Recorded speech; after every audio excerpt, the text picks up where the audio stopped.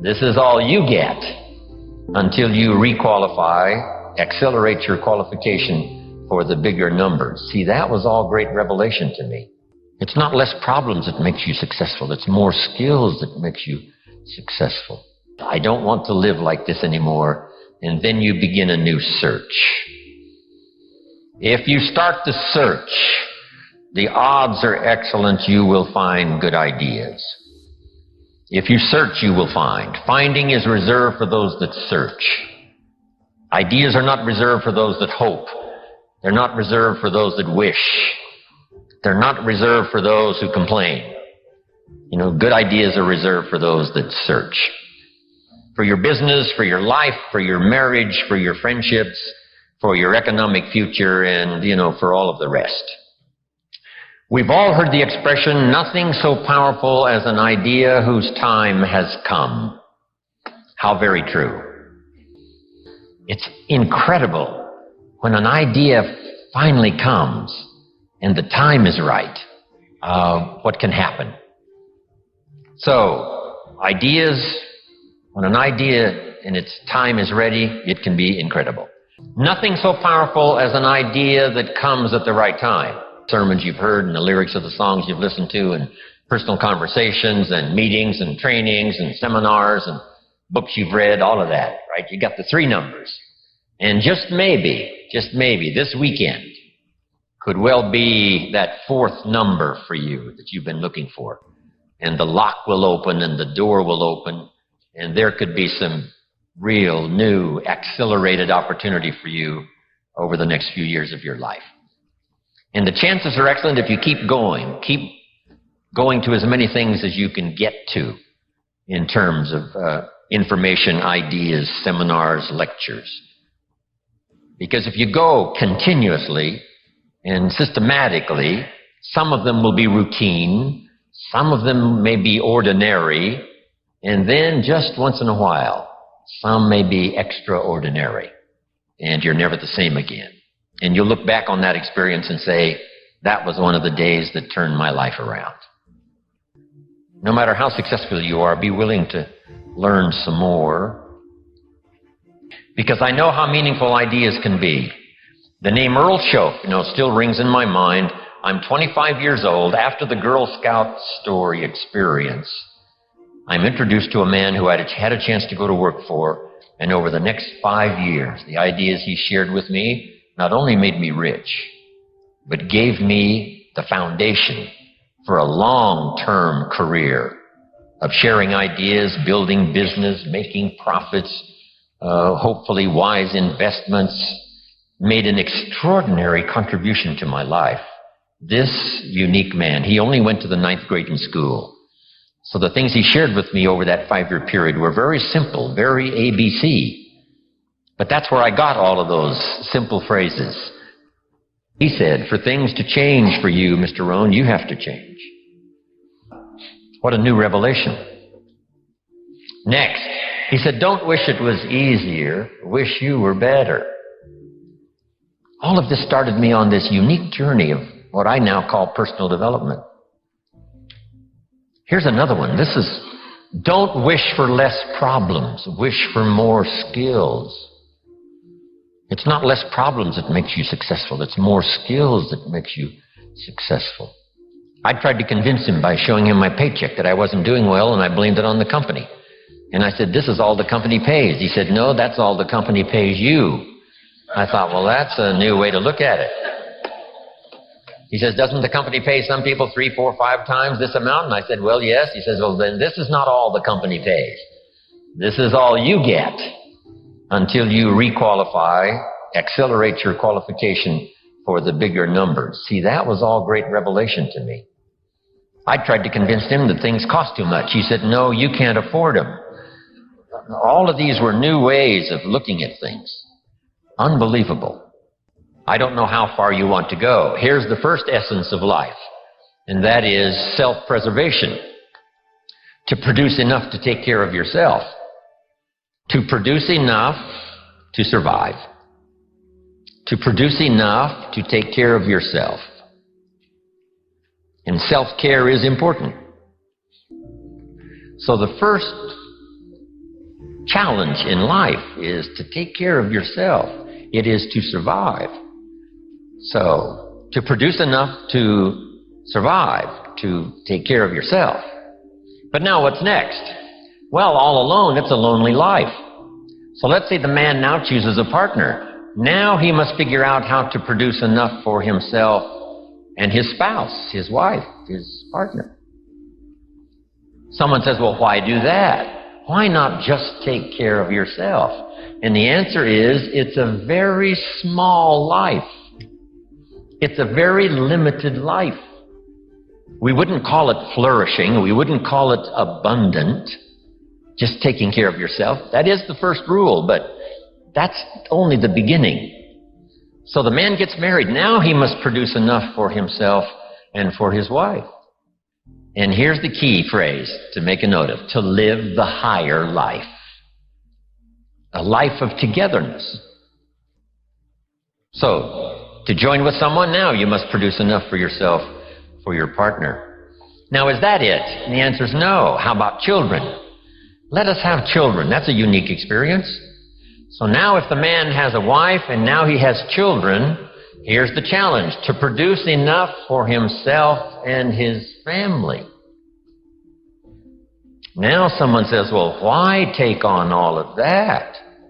Why not just take care of yourself? You could, yes, but you couldn't live this more extraordinary life without taking on the responsibility of having a partner, having some children, and live that kind of extraordinary life. So I think everybody would agree. Now, is that the end of it? No. Here's the next challenge: to produce more than you need for yourself and for your family. Someone says, well, now why start being ridiculous here? Yes, produce enough for yourself. Well, yes, if you want to get married, produce enough for yourself and for your spouse. Now, with children, produce enough for your family, but why do more than that? And jot down the answer: to live a more extraordinary life. So now the man produces more than he needs for himself and for his children, so that he can be a person of benevolence, so that he can give and so that he can share. That's the more abundant, that's the more extraordinary life. To produce more than you need for yourself and for your children. Is that it? Let's take it a couple of more steps.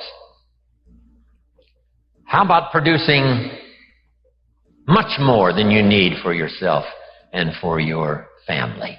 Someone says, well, now you're off the scale. I mean, why work that hard? Why go that far? Why produce that much? Some would say, just take care of yourself. Some would say, just, get a partner and that's it. And then children and that's it. And be a bit benevolent and that's it. But why not go this next step and produce much more than you need for yourself and for your children? And when someone says, why do that? All of us know the answer, right? Why not? If you've got the talent and the skill and the opportunity, why not put all of that together and see if you couldn't produce much more than you need for yourself and for your family? No matter how successful you are, be willing to learn some more. We in the Millionaires Club invite a billionaire once in a while to come talk to us. And he says, well, you guys are doing okay, but how about stepping up, right? How about multiplying by 2, by 3, by 5, by 10? Come on, you've just gotten started.